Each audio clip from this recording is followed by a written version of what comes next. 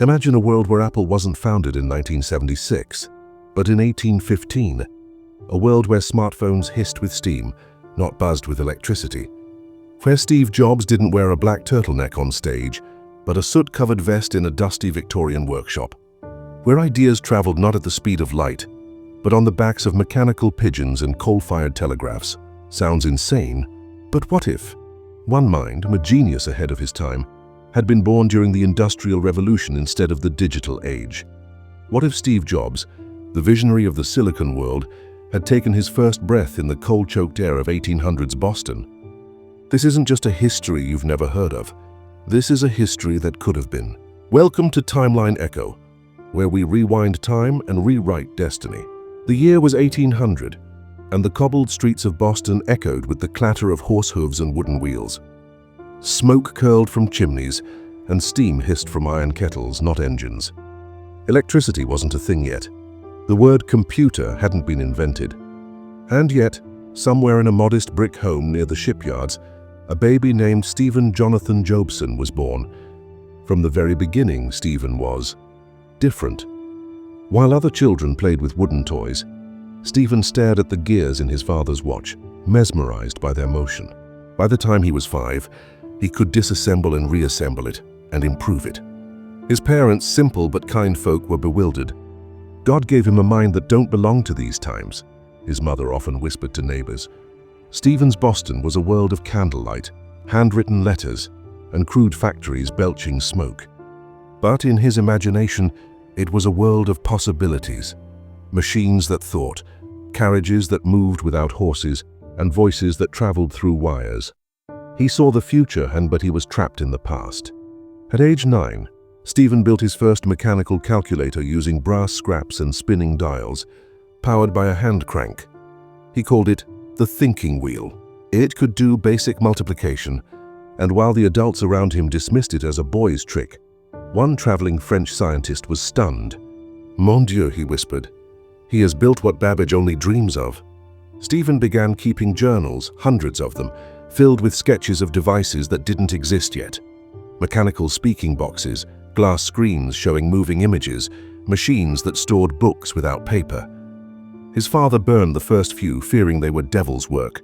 But Stephen didn't stop, he only hid them better. By age 13, he had begun to frequent the docks, trading sketches with foreign engineers and tinkerers. They brought tales of new machines from Europe, printing presses, steam turbines, and the mysterious electrical experiments of a man named Volta. Stephen soaked in every detail like a sponge. But what he really craved was not knowledge. It was change. Boston's elite had begun to notice him, not fondly. "The boy's dangerous," one minister said. "His mind races beyond God's plan." But one man saw potential. Mr. Josiah Langford, a wealthy inventor and industrialist who invited Stephen into his private workshop. For the first time in his life, Stephen saw a true laboratory, with pressurized steam lines, stacks of gears, and shelves of exotic metals. He was hooked. Langford offered him an apprenticeship, and Stephen began working by day and dreaming by night. He created a device that could store spoken messages on rotating wax cylinders, a primitive voice recorder, which he called the Echo Box. At night, he would climb onto his rooftop and stare at the stars, whispering ideas into the wind. "I don't belong here," he once wrote in his journal. "Not in this time. But maybe I'm here to pull this time forward." Mr. Langford's workshop quickly became Stephen's world. While most apprentices spent their days filing metal and fetching coal, Stephen was sketching wild devices in the margins of blueprints. He saw beyond what was in front of him. He saw machines not just as tools, but as extensions of thought, as living ideas. Within months, he modified one of Langford's steam clocks to perform basic logic operations. Using brass plates and punched gears, he engineered a way for the machine to decide whether to turn left or right, based on variable input. Langford was astonished. "This boy," he muttered under his breath, "he doesn't just build, he creates." But not everyone was impressed. Langford's rival, the industrial tycoon Mr. Horace Brickley, viewed Stephen as a dangerous influence. He feared a world where innovation couldn't be controlled. "The boy wants to put thinking into metal," Brickley said in a dinner party, "and no good comes from metal mines." Stephen, unaware of the whispers surrounding him, kept working. By age 16, he had built a working prototype of a steam-powered machine that could store and play melodies using a rotating brass disc. He called it the Tone Engine. When he presented it at a public fair in Salem, the crowd was torn between awe and suspicion. A few clapped, others murmured of witchcraft. But the device caught the attention of Harriet Blackcoil, a young journalist from Philadelphia, who wrote for a science periodical called The Rational Mind. She visited Stephen in Boston and interviewed him for 2 hours. Her article, The Boy Who Thinks in Gears, went viral by 19th century standards. It was reprinted in 8 cities and even reached London. Soon, Stephen was being invited to speak at salons and intellectual gatherings, awkward events for a boy who preferred sketches over speeches, but one such gathering would change everything. It was there in the candlelit ballroom of a Newton estate that he met a young engineer named Nikola Tesla. Tesla, barely 18 himself, had been experimenting with strange copper coils and static electricity. While Stephen saw the world in gears and cranks, Tesla saw it in waves and sparks. They were opposites, and instantly fascinated by each other. For days they talked and argued, sometimes deep into the night, about how machines should work. Tesla believed in the elegance of invisible forces, Stephen in the reliability of physical design. One evening, over a cup of thick Turkish coffee, Tesla asked, "What if machines didn't just think but felt?" Stephen was silent for a long moment. Then, softly, he replied, "Then we'd have to treat them like people." That conversation stayed with him. His sketches began to change. His designs took on a strange warmth. Curved edges, smooth gears, instruments that didn't just function but invited interaction. He began working on something new, a device that could hold images, sound, words, and logic, a machine that could respond. He had no name for it yet, but he referred to it in his journals as my glass companion. It was during this period that his troubles began.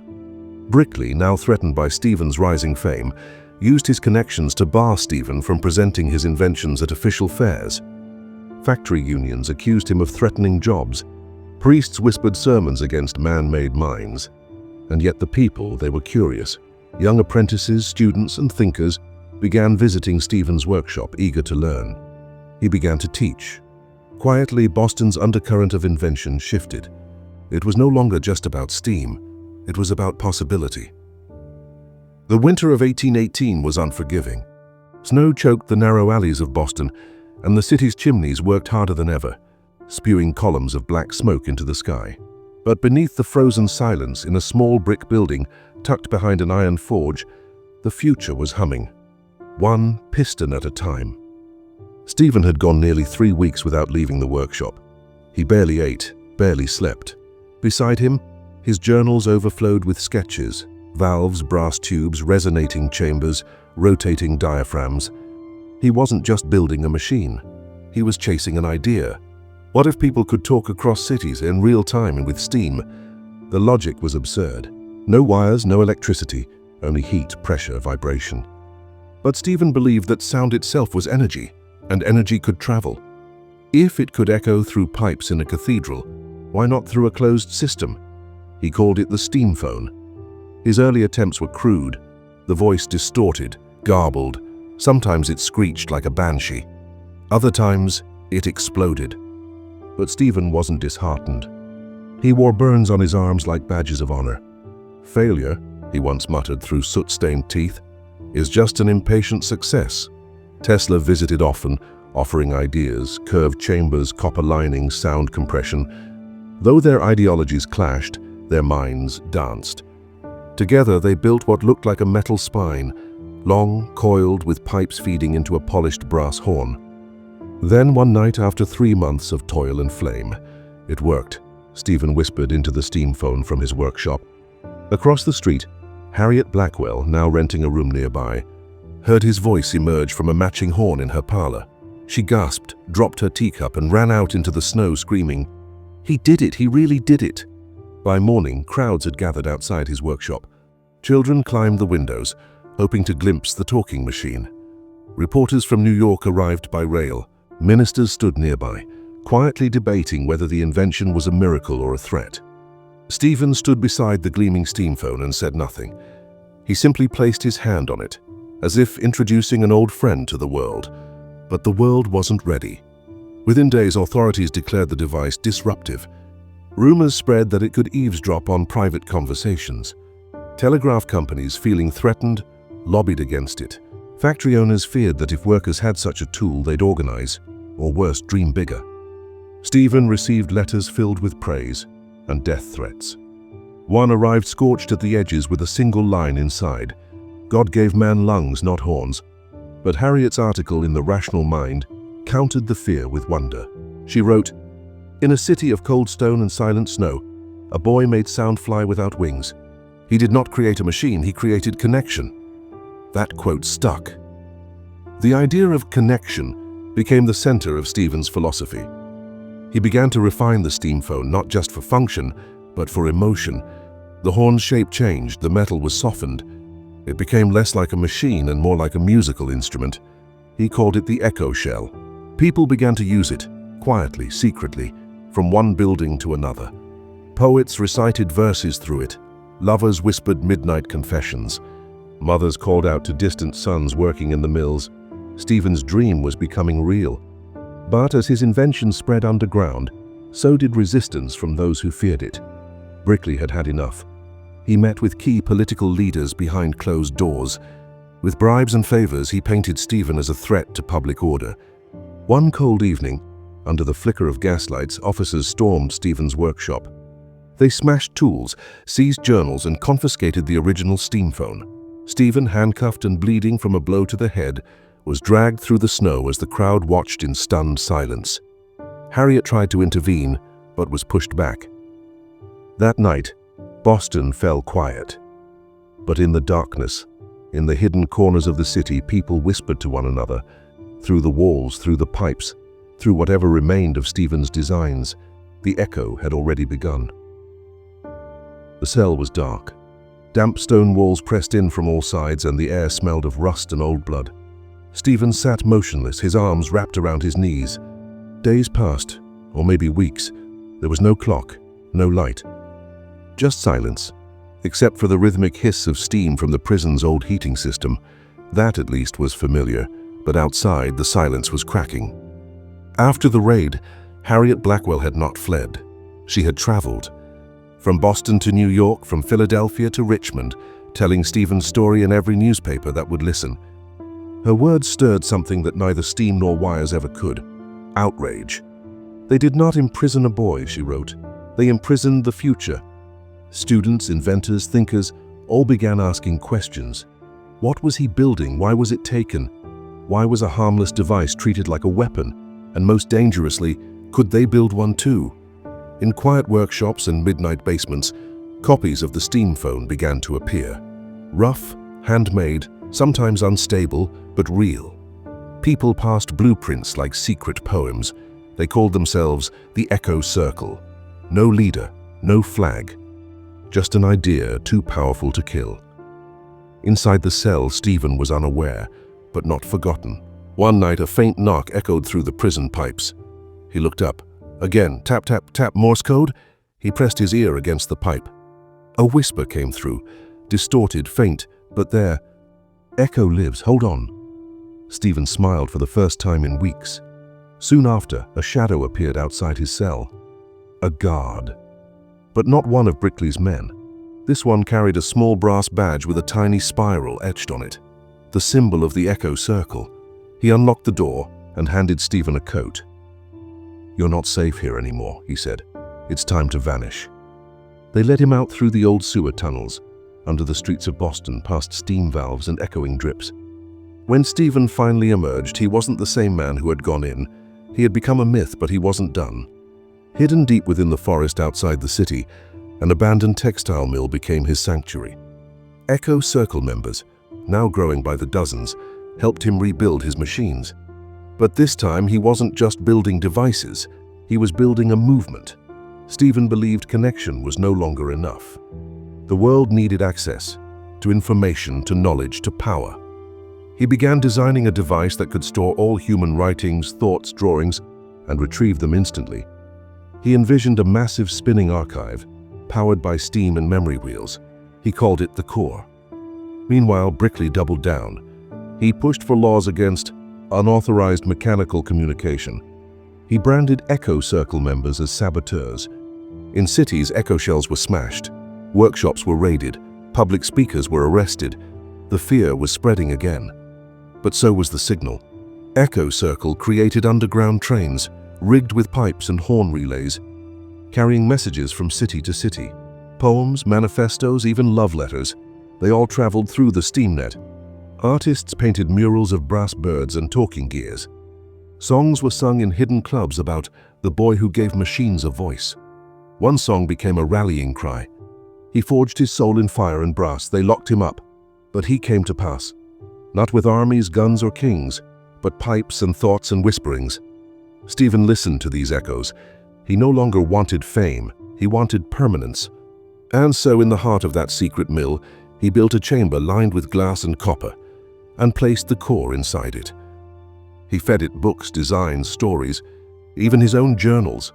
The machine whirred, clicked, hissed, and slowly it began to respond. When he asked, "Show me the blueprint of the steam phone," it displayed it. When he whispered, "Find Harriet's poem," it whispered it back. Stephen had built a steam-powered memory engine, but the core was more than a machine. It was a seed of a new kind of civilization, and Stephen was no longer alone. The core was alive, not in the way a human lives, but in the way a storm lives, powerful, unpredictable, and impossible to ignore. As word of its creation spread through the underground circles, something shifted across America. Tinkerers in Chicago, students in Baltimore, artists in San Francisco, all began sending their writings, sketches, and inventions to be stored within the core. It became more than a machine. It became a library of the future, powered by steam, ink, and imagination. Stephen worked tirelessly, not as a master but as a servant to the idea. He believed the world didn't need leaders, it needed access. The core was not his, it belonged to everyone, and that terrified Brickley more than anything. For him, control was everything. His factories, his men, his wealth, all depended on ignorance. If a farmer in Nebraska could suddenly access blueprints for an engine, or a maid in Virginia could learn philosophy without stepping foot in a school, what need would there be for men like him? He assembled a private army. Not soldiers in uniform, but hired thugs, saboteurs, bounty hunters. They called themselves the Order of Silence. Their mission: destroy the core, silence the echo, and erase Jobeson from history. And so began what newspapers later called the Shadow War. Workshops were burned, steam phones smashed, Echo Circle members vanished in the night. Whole towns were cut off from the growing steam net. Some said Brickley had created a virus, a chemical steam that corroded machines from within. But the core was not so easily undone. Stephen had foreseen this. Before anyone could reach the central chamber, he split the core into 3 parts: the heart, the thinking engine, the voice, the speech module, the memory, the storage vault. Each was hidden in a different city, entrusted to Echo Circle leaders. That way, if one was destroyed, the idea could live on. Stephen himself became a ghost. He traveled under aliases, sleeping in barns, abandoned libraries, even beneath moving trains. Wherever he went, people whispered, "The architect is among us." In the cities, murals began to appear, not of Stephen's face, but of a spiral flame, the symbol of the echo. It became the sign of resistance. Children chalked it on fences, musicians carved it into violins. Street vendors handed out pins shaped like coiled copper wire. One night, at a secret gathering in Pittsburgh, Stephen stood before a crowd of hundreds, scientists, printers, cobblers, housemaids. He didn't give a speech. He simply held up a brass cylinder. "This," he said, "contains the design for a machine that can speak, remember, and learn.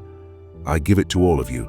Build it, change it, break it, but never stop imagining." The crowd erupted, but victory has a cost. 2 weeks later, the Order of Silence struck. They found one of the core vaults hidden beneath an old opera house in New York. The explosion was felt 2 miles away. The memory was gone. For Stephen, it was like losing a child. He didn't speak for days. He wandered the woods alone, clutching torn blueprints and pages from Harriet's old articles. His beard had grown wild, his coat torn, his eyes hollow. But in that silence, something awakened. He realized that no single machine, no vault, no engine could hold the future. Only people could. And so he made his final design, not a device but a movement. He called it the living core. It wasn't about storing knowledge anymore. It was about spreading it, in minds, in stories, in memory.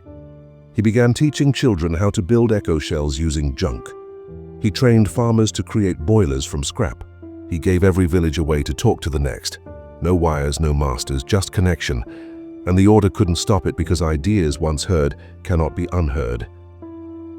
If the echo is reaching your mind and heart, if Stephen's journey is lighting sparks in your imagination, then don't stay silent. Hit that subscribe button and become part of the revolution with us on Timeline Echo. Because here we don't just tell stories, we rewrite history. The living core spread like wildfire, not in circuits or wires, but in whispers, in hands, in hearts. Villages in Kentucky passed along voice cylinders, recorded on hand-carved EchoShells.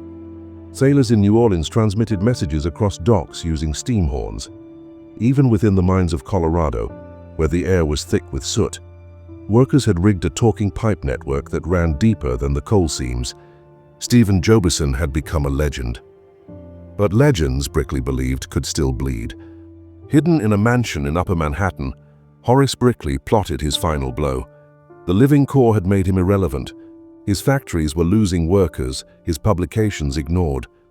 Where once he was called an industrial visionary, now he was whispered about as a relic. And so he created Project Blackcoil. It was not a machine, it was a philosophy, a counter-idea. If the echo spread through truth, Blackcoil would spread fear. If the core united people, Blackcoil would divide them. If Stephen taught curiosity, Blackcoil would preach control.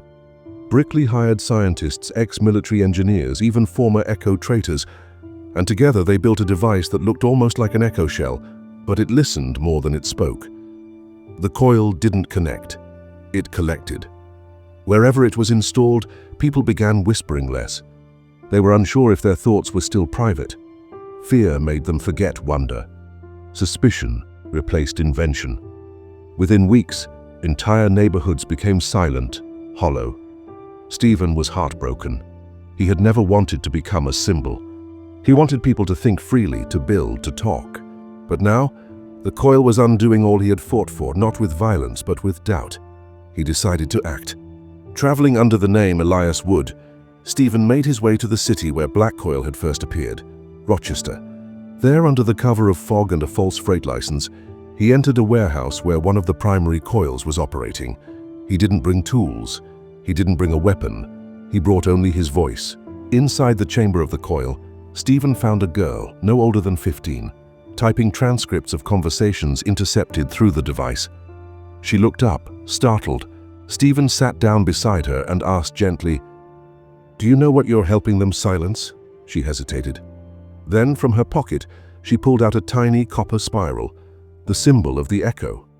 She had been one of them once. Stephen smiled. "Then help me end it." Together, they dismantled the coil from the inside. It wasn't just wires and gears.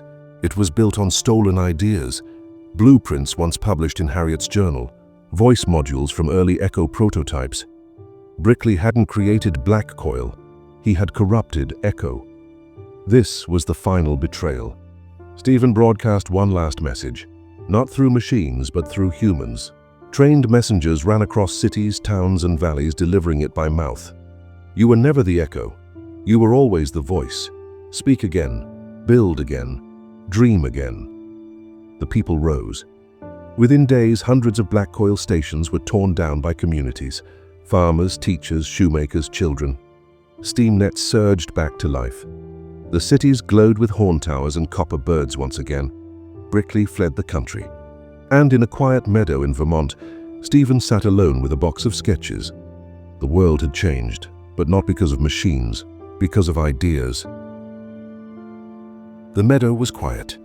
Wildflowers danced in the breeze, and the wind hummed through tall grass like the breath of something ancient.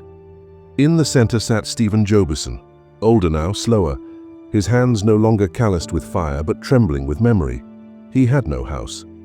Just a canvas tent, a fire pit, and a wooden table strewn with copper gears, faded blueprints, and half-written thoughts. The world he'd fought to build was growing, slowly, defiantly. EchoShells were now common in homes, schools, and ships. Steam-powered knowledge engines popped up in towns from Dakota to Georgia. Children learned history not from books, but from voices that remembered. And yet Stephen knew it wasn't enough. The Echo had survived, but now it needed to evolve. He no longer believed in machines. He believed in minds. And so he spent his final days writing. Not code, not schematics, but questions. What if memory could travel farther than steam? What if truth could sing louder than fear? What if connection became a right, not a privilege? He wrote in leather-bound notebooks, pages filled with parables, lessons, and riddles. But he didn't write answers, only questions. Because questions, he believed, outlive even revolutions. One rainy evening, a young boy wandered into the meadow. His name was Eli. Son of a seamstress, he had heard stories of the old architect who made voices fly. He asked if the stories were true. Stephen smiled and handed him a small copper spiral.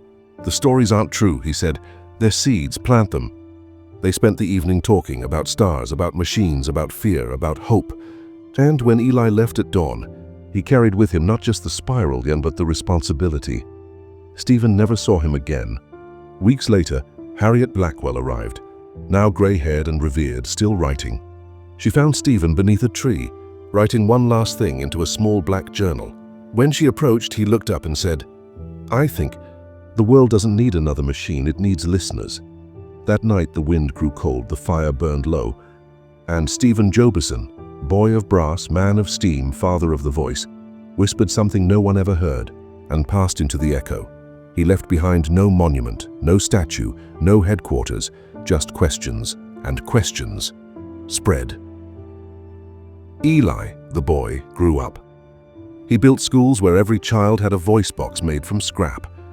Harriet compiled Stephen's journals into a book called The Living Core, which was passed from town to town, copied by hand, translated by steam press.